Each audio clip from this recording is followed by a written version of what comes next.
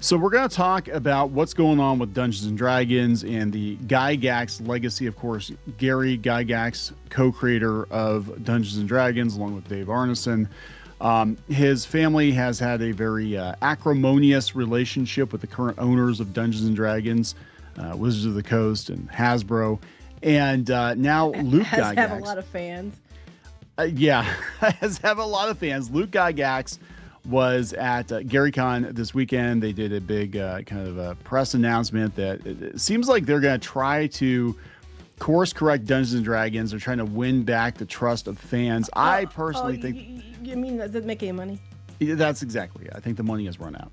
I think the money has run out. I think that the 2024 edition of D&D did not sell very well. We have a lot of anti-D&D sentiment because of people associated with the franchise now attacking Gary Gygax, attacking old school fans. They're mocking old school fans, even in dumb stuff like Thaco the Clown. And I mean, it's just like they've gone out of their way to antagonize the existing audience. And we really do have two different audiences for Dungeons and Dragons now. We have the people that came in with 5e and Critical Role that see it as theater kids LARPing with their OCs, and then we have the old school fans that still see it as a game.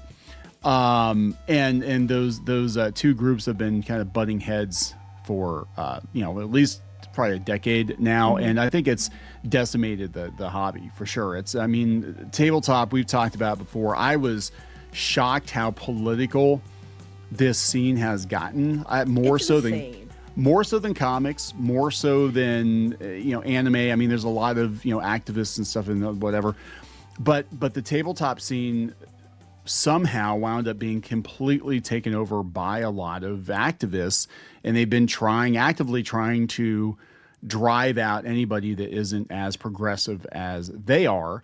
And it's not enough to just say, like, hey, any other fandom that they keep coming into. Oh yeah. But it's a lot more noticeable in tabletop. I mean, I there's just some crazy stuff. They're blacklisting people or whatever.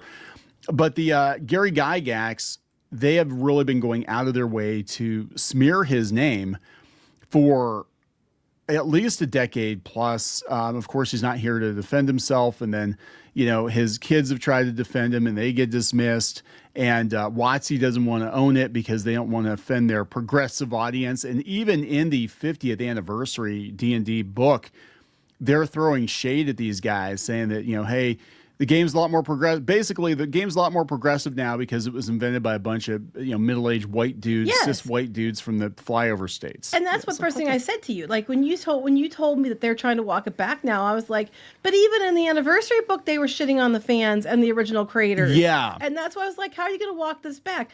I mean, I appreciate the fact that they're trying to correct it, but I think they're only doing it because of money.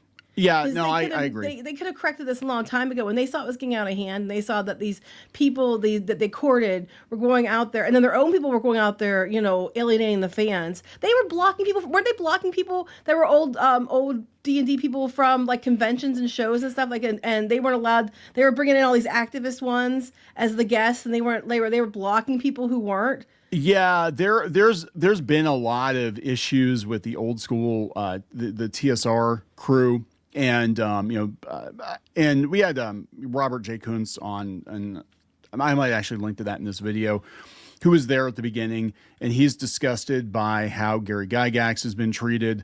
Elon Musk got involved in a conversation about it and basically told Wizards of the Coast to go to hell. And people were joking he should buy Hasbro. And since then, this is about 2 years ago, since then, we've seen the 2024 version of Dungeons & Dragons collapse. It cratered. A lot of people associated with that era of Dungeons & Dragons have gotten gone. Some of them have gone to work for Critical Role. And now D&D seems to be under new management. Now they're extending an olive branch to Yeah, Luke but Gygax. how many people are going to want the olive branch when they've been like told for years we don't want you here, and they were vilified to chase after people who, frankly, they weren't even buying the shit. They were probably pirating it, or like their one friend bought a copy and they all shared it, and I know, right? they weren't.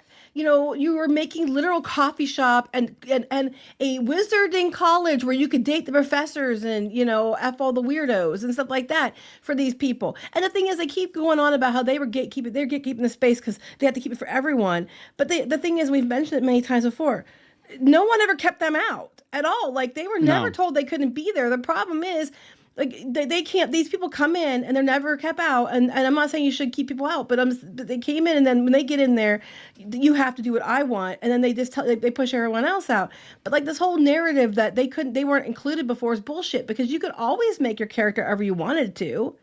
Like, that was always open to everyone the whole time. Yeah. This whole conversation, it spilled over from a conversation about Tolkien and a conversation about fantasy and some academic discussion about racism and fantasy, well, and why is as it you so say white? Academics, you know damn well it's going to be a bunch of bullshit. These people just make up. It's like when you have it's like people like sensitivity readers. Like, they Which have they to hired. find. They hired a bunch of them. But they have to find problems, or you don't have a job. Like DEI, like the heads of HR for DEI, they have to find problems. Either they don't exist or they don't have a job. Right, and there were sensitivity readers hired for Dungeons and Dragons. They were taking like the word slave out. They were taking anything that was potentially problematic. You couldn't call anybody crazy or insane. You couldn't be a witch. Was that what they took out witches? There were several things that they took out. There's like a list of things, and basically they pulled all the teeth out of Dungeons and Dragons. What a spooky thing to do. We're going to talk about this, and we're going to talk about Luke Gygax saying that going forward, they're going to try to apparently rein all this stuff in. I don't know. I think I will give them props for reaching out to, the Gygax family. Unfortunately, Ernie is no longer with us. I had a conversation with Ernie a couple of years ago. Great guy. I talked to him for like 2 hours, and I got to give a hat tip to GPA for connecting me with him. But he was a great guy, and he really wanted to see his dad's legacy reinstated. And so it's kind of bittersweet that they're reaching out now, when Ernie was actually involved in a lawsuit kind of with Wizards of the Coast. And there's that whole new TSR debacle. And really the reason that the new TSR situation happened in the first place and that Ernie got involved is he was desperately trying to, take back his dad's legacy, because WotC had definitely enabled the smearing of Gary Gygax for years. And he desperately wanted his dad's legacy to be reinstated. So it is very bittersweet that it happened, but it happened after he passed, so, yeah. But we'll talk about this. So before we get into it any further, please subscribe for more pop culture news, views, and rants. Guys, you'll get woohoo if you do. Woohoo. This is Kneon. I am here with Geeky Sparkles. Hello. And so this is the channel where we bitch about the people bitching about nerd culture and shit. But we own it, so there's a difference. We own it. So we've been following this situation with D&D for a while now. I knew that tabletop had gotten quote unquote woke. I knew that, but I did not know how bad it was until I tried to get my kids into playing tabletop. And we innocently enough bought an OSR set, and I recommended that which I will no longer do that. But, because I made a huge mistake in daring to recommend a game system, apolitically. But we recommended a particular OSR. The creator of that set, and I'm not going to name check him here because he quasi apologized. But the creator of that set got angry and tried to distance himself from us. And this was like 5 or 6 years ago. We're not that controversial, but because some weren't done either. No, some people on Reddit have the wrong idea about us and what we're saying. Then he felt like he had to publicly distance himself from us, but we sold a shit ton of copies of that game system for him. And I didn't know at the time why he was doing that. Made no damn sense. And since then, I have seen so many attempts to cancel and destroy people who aren't part of the progressive wave in tabletop gaming. And I was just like, here's a good system for kids if you want to get your kids into, because D&D doesn't feel, and I knew then, I'm like, D&D doesn't feel like D&D. We got the 5e set. And I'm like, this is nothing like Dungeons and Dragons. What the hell is this? This is like a totally different system. And so I'm like, fine, let's go back and get, an OSR, and I'm going to show the kids how to play it the way I used to play it. And yeah, everybody lost their shit, and it became this big ass deal. And it was just such an offhand comment. I was just like, hey, I'm showing my kids how to play, but we're going back to like 3.5. They basically said if you want to play something that feels like the old stuff, old D&D, it doesn't have all get the this system, stuff in it that is in the new stuff. You just want to play, and it's easy for your kids to learn. Play this. It's all you did, and then they're like, "Oh my god!" And then they run into him, and he publicly disavowed you because he was afraid of getting canceled himself. And it's just like there's so much fear and like you're not allowed to praise the old modules. You're not allowed, because they've got disclaimers on the old stuff. Like back in the day, all these racist white men used to make all these modules, and that was the whole thing with this. Like we've got lots of videos on it. You can go out and watch it.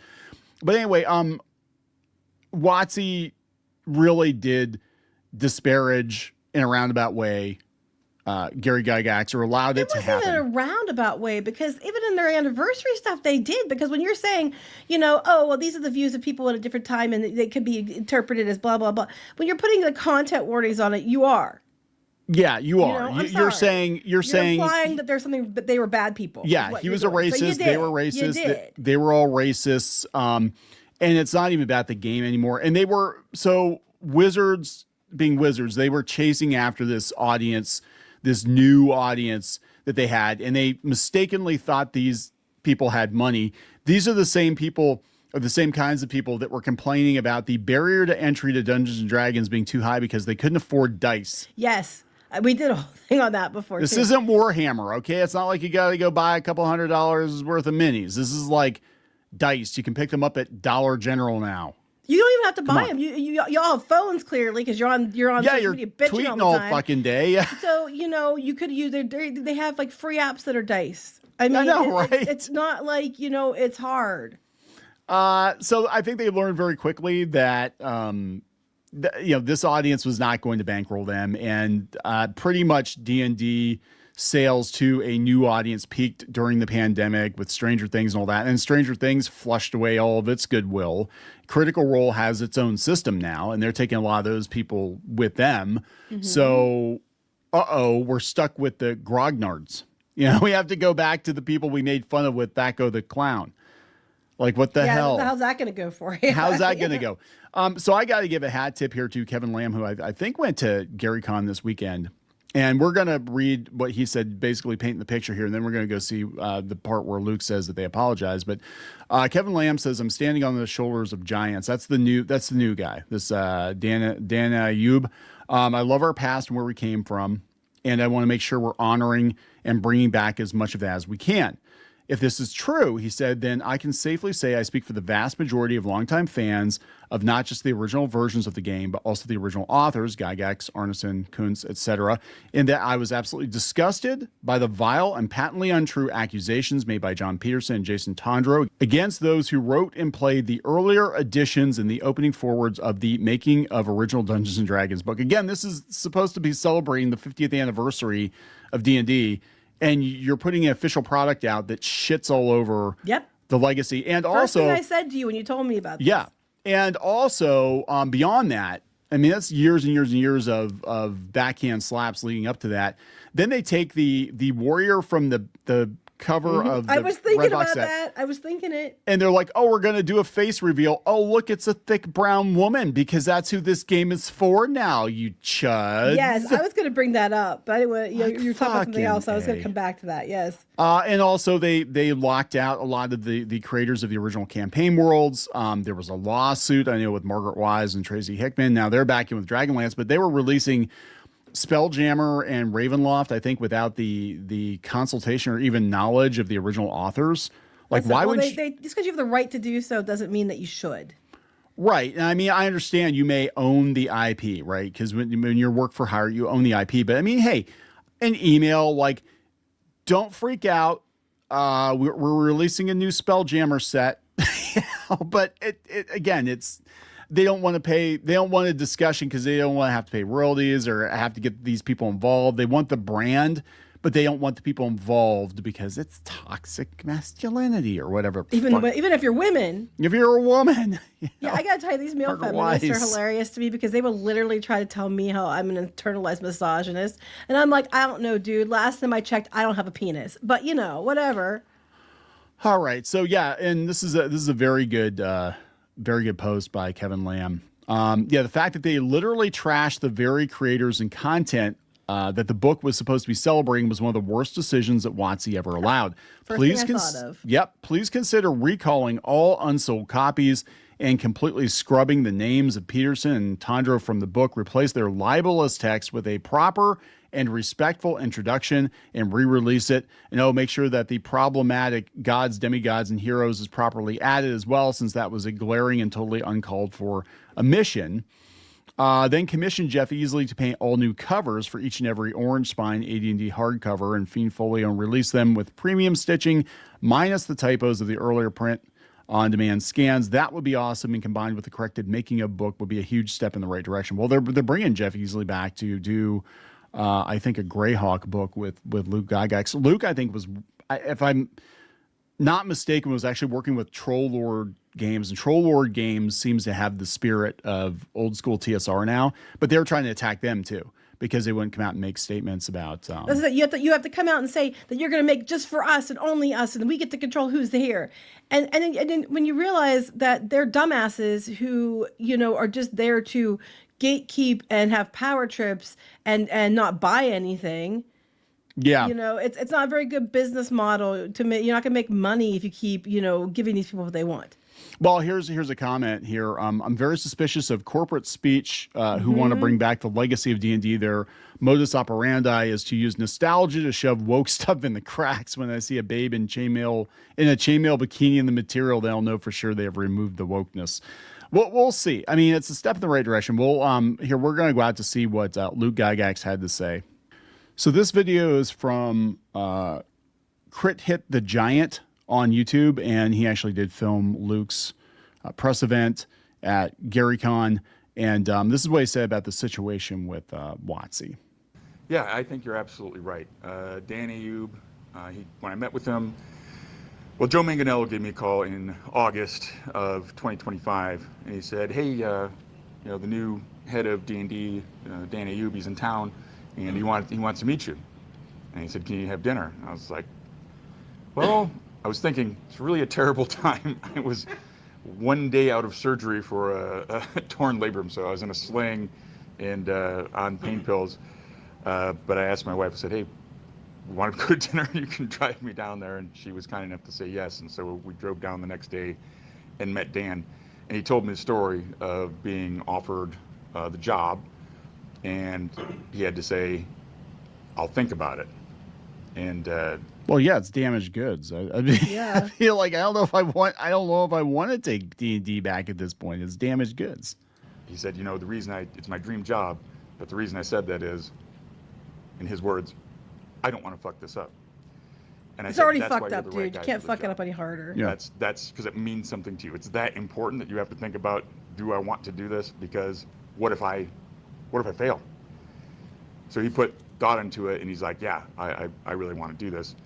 And he apologized to me twice during that dinner. He said, I'm sorry for the way your family's been treated.